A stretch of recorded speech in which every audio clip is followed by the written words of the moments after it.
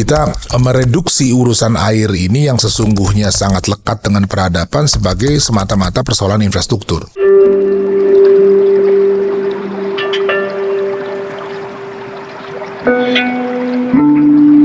Salam budaya, selamat datang di Jalin Reviews bersama saya Hilmar Farid. Di dalam Jalin Reviews ini kita akan membahas sejumlah buku yang bermakna bagi kehidupan kita sekarang.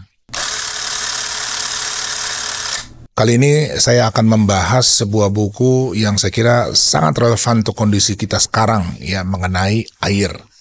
Mengapa penting? Ya, saya kira kita semua mengikuti berita banjir lagi-lagi menyerbu Jakarta, Jawa Barat, di Bekasi itu sangat parah, ya, dan kita lihat ya bagaimana orang berhadapan dengan limbah air yang begitu besar, gitu, masuk ke rumah, kendaraan mogok di jalan, ribuan orang kemudian terpaksa mengungsi, dan ini adalah cerita yang terus berulang, ya, jadi pasti bukan pertama kali gitu.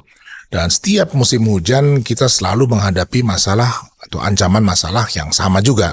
Ya, tapi di sisi lain di daerah-daerah tertentu seperti di Nusa Tenggara Timur, justru para petani di sana kesulitan, ya, mendapatkan air untuk pertanian mereka. Nah, kalau kita lihat ini bukan cuma perkara tata ruang, ya, atau tata pemerintahan, atau sekarang orang banyak menyalahkan cuaca ekstrim gitu ya.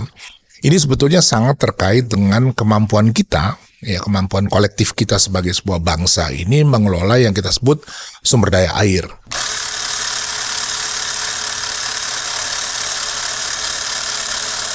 Ini buku yang menurut saya istimewa gitu ya, karena judulnya juga sangat unik. Judulnya itu Water, a Biography, dan ditulis oleh seorang ilmuwan namanya Giulio Boccaletti. Dia ahli tentang air dan memperlakukan air ini sebagai unsur yang seperti punya kehidupan, dan memang betul ya, dia juga adalah elemen yang sangat penting di dalam kehidupan kita, sehingga disebutnya sebagai sebuah biografi atau riwayat hidup dari air ini.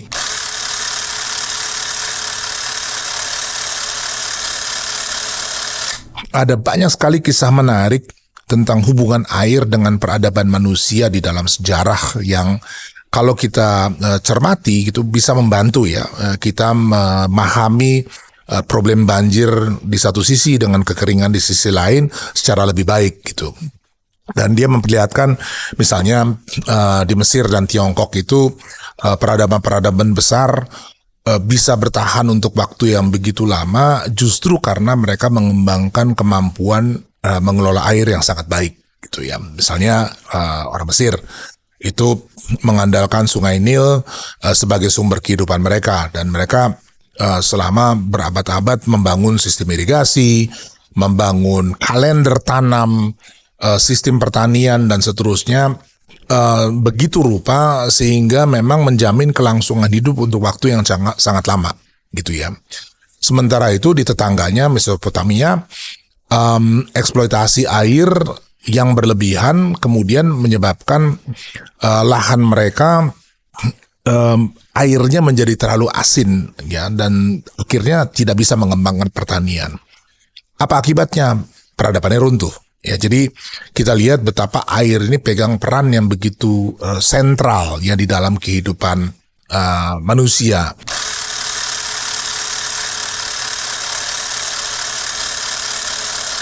Nah, di Indonesia sebetulnya juga ada sejarah pengelolaan air yang luar biasa hebat ya, yang sampai sekarang masih ada sisanya, walaupun juga di dalam situasi yang tidak baik-baik saja. Itu Subak di Bali ya.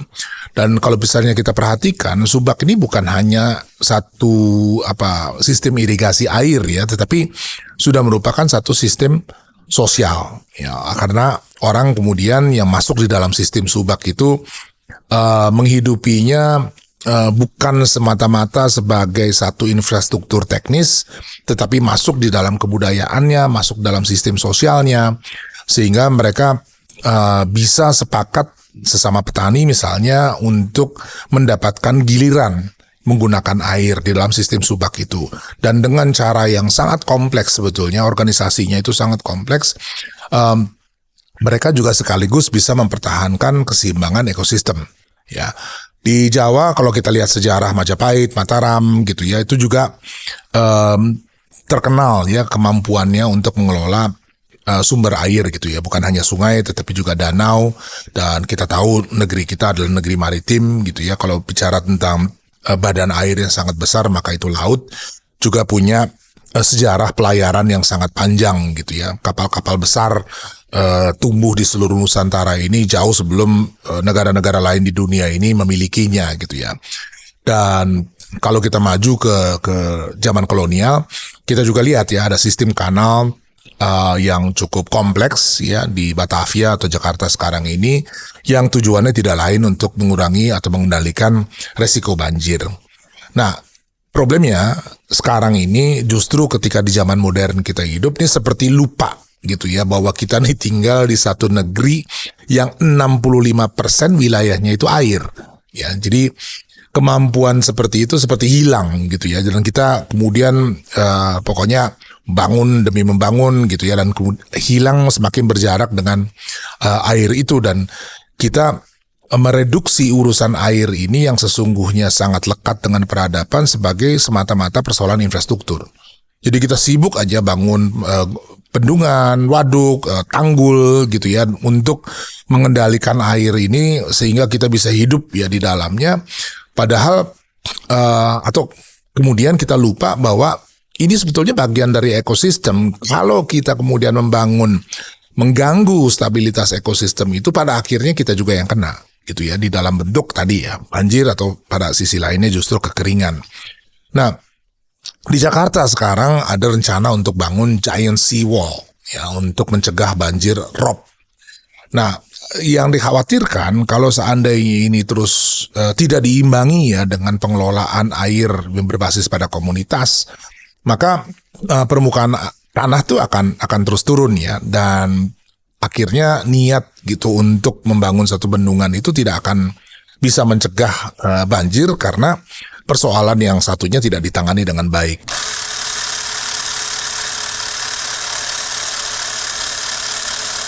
Buku Bocaletti ini juga ada satu pelajaran yang penting gitu, karena air itu sangat terkait erat dengan politik ya. Di dalam masyarakat yang kita sebut masyarakat hidrolik atau masyarakat yang berbasis pada air, ada rumus ya, siapa yang mengontrol atau mengendalikan sumber air, maka dia yang mengendalikan kekuasaan. Dan kita lihat itu terjadi ya di banyak sekali negara, negara membangun bendungan besar gitu ya, dan kemudian memungkinkan pertanian tumbuh, tapi pertanian jenis tertentu gitu ya. Pertanian yang memang berbasis pada ekosistem pelan-pelan akan hilang. Yang muncul kemudian adalah pertanian raksasa yang ya kita tahu pada akhirnya menimbulkan problem iklim dan seterusnya. Jadi air dengan peradaban dan juga politik hari ini sangat erat kaitannya. Ya, ada banyak sekali keputusan-keputusan penting yang menyangkut hidup orang banyak ini terkait ya dengan urusan air.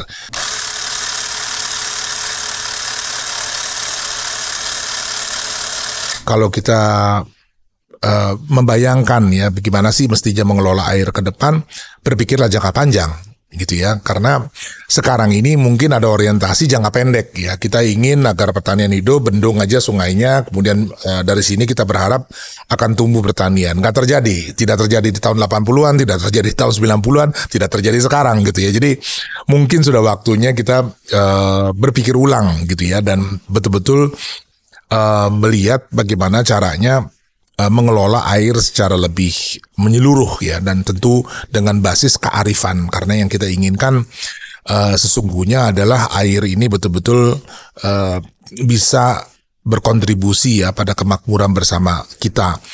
Jadi kalau solusi yang ditawarkan oleh Bocaletti sebetulnya sangat jelas gitu ya, bahwa pengelolaan air kalau dia mau berhasil dan juga berusia panjang, maka jelas perlu ada keseimbangan antara teknologi, kebudayaan, dan juga kemudian kebijakan yang tepat. Nah, kita bisa tentu belajar ya, tidak harus selalu mencontoh keluar gitu. Kita belajar aja dari sejarah kita sendiri ya. Subak misalnya ya, itu adalah sistem pengetahuan yang sangat kompleks, usianya sudah 1100 tahun. uh, membantu ya masyarakat di Bali untuk hidup dengan cara yang sangat lekat dengan ekosistem gitu. Tentu tidak bisa mengcopy apa yang ada dari 1000 tahun yang lalu ke masa sekarang gitu, tapi kita dengan pemahaman yang tepat bisa melihat apa sih sebetulnya norma, kemudian organisasi, sistem dan seterusnya yang memungkinkan itu bertahan untuk waktu yang cukup lama ya.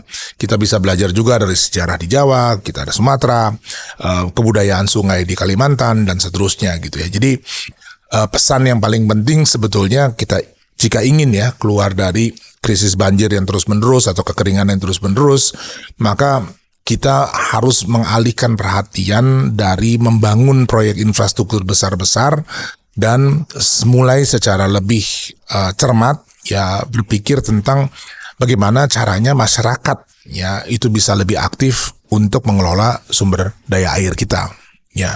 Dan ini memang adalah problem pengetahuan ya. Kadang-kadang kita miris hidup di satu negeri yang 65% wilayahnya adalah air, tapi pengetahuan kita mengenai air itu akan sebetulnya begitu terbatas gitu. Dan buku ini saya kira akan menjadi satu sumbangan ya bagi kita untuk memahami lebih baik negeri kita beserta sumber daya airnya. Nah, ini saya kira juga membawa kita pada satu pertanyaan yang mendasar gitu ya. Apakah kita mau keluar ya dari krisis mengalami banjir terus-menerus dan terus terjebak di dalam siklus yang sama, atau sebetulnya bisa mengambil langkah yang berbeda dan mulai mengelola air kita secara lebih arif. Ya tentu pilihannya ada di tangan kita. Saya kira itu cerita kali ini untuk buku mengenai air. Salam budaya.